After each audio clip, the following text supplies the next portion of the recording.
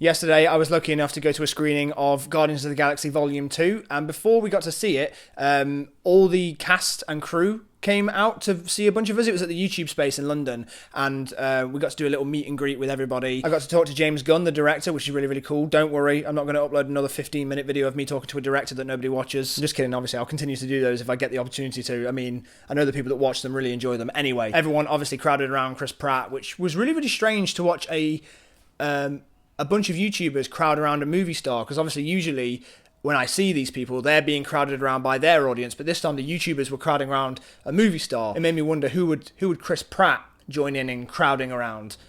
Maybe a bigger Chris Pratt. Anyway, these are my sort of unfiltered thoughts on the film. It's less of a review and more just sort of what I thought generally. I'm just going to spit some. I'm not going to spit at you. Just going to spit some thoughts at you. Yeah, I have that. Bit aggressive. No spoilers in this, but I liked it an awful lot. I liked it more than Volume 1. Interestingly enough, the first time I saw Guardians of the Galaxy, I didn't like it at all. I know, wait, let me explain. I'd had a really, really bad day, and I was clearly still stressed, because when I watched the film, just none of it charmed me. I was just like, no, whatever, it's just CGI and flashing things, it's just zeros and ones. I was just being really moody about the whole thing. But then I had an opportunity to go to the premiere the next day. I know, that was me plumping hair. I'm not sure if that was clear. While I was on the carpet, I was watching Louise take some press photos, and stood behind me were my friends Tim H and Daniel J. Layton, and I heard one of them go, "Is that Joss Whedon?" I turn around and go, "Yep," and then just slink between both of them straight to him just to get to him. "Hello, I'm Jack Howard." He was mid-drink and he had a walking stick, which I'm not sure why. Maybe making the Avengers was taking it out of him. He shook my hand, we had a little bit of a chat. I asked him how making Age of Ultron was going, and he said, "Great, nothing's going wrong," and then left. Perfect. Safe to say I was in a really good mood after that, so I was ready to see Guardians of the Galaxy this time. Even though I was sat in the front row, didn't bother me. Nothing could ruin this mood. I'm gonna get neck ache. Doesn't bother me. I've just met Joss Whedon. So I have two completely contrasting experiences of watching the movie.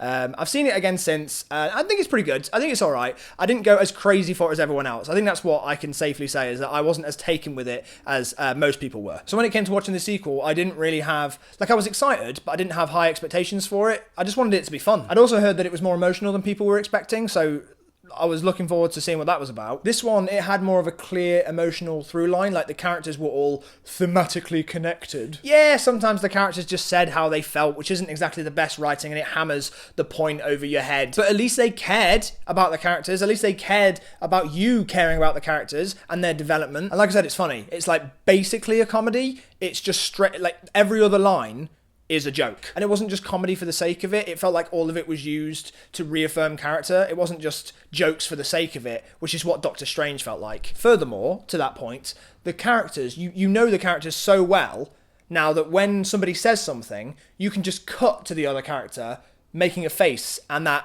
you know how they're going to react. That's good.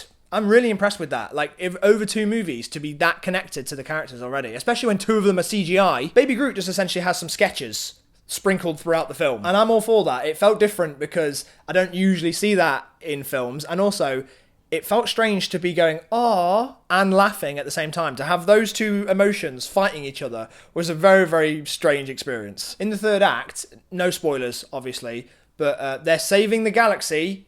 Who saw that come in? But there's a bit where 2 characters are like flying around and hitting each other and smashing through things, which felt a little bit Man of Steel-y, and I don't know if you know this, but I don't fucking like that film. Although it wasn't bothering me when I was watching it. I was aware that it looked a little bit like smashy Zack Snyder nonsense. And then I realised, oh, it's because I care about these 2 characters and why they're fighting. I care about the outcome.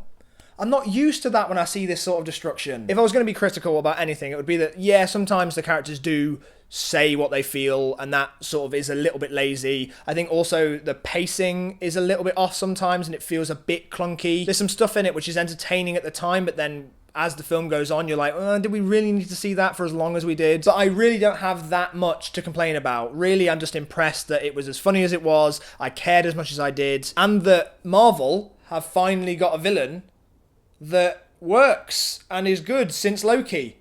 Wow. Hopefully that trend continues into Spider-Man Homecoming, but we will see. Also, one last thing that's definitely worth mentioning, the soundtrack. Just stick Fleetwood Mac on every soundtrack of every film and, you know, you've got me. Actually, no, don't do that. Look, DC, if you're watching, pop music doesn't solve your fucking problems. Thank you for watching this video. I hope you enjoyed it. If you did, please give it a thumbs up. If you've seen Guardians of the Galaxy Volume 2, please put your thoughts in the comments below. If you agree with me or disagree with me, I want to hear them all. My last video about things going wrong during filmmaking is here, and the latest Jack and Dean offering is here if you want to stay with my lovely face, which obviously you do.